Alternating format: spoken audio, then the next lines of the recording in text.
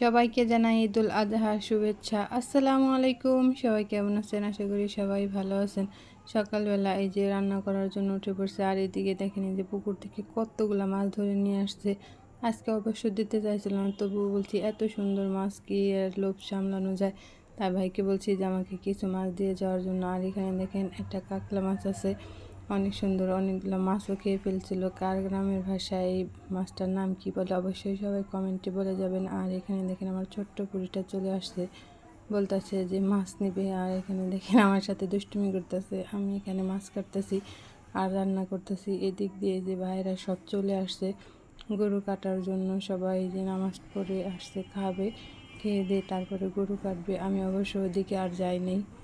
এই যে এখানে খাবারগুলো বাইরে দিয়ে দিচ্ছি, বাইরে খাবারগুলো খায় গরু কাটতে যাবে। দেখেন বাইরে বসে রয়েছে, সবাই বলতেছে তাড়াতাড়ি খাওয়ার জন্য।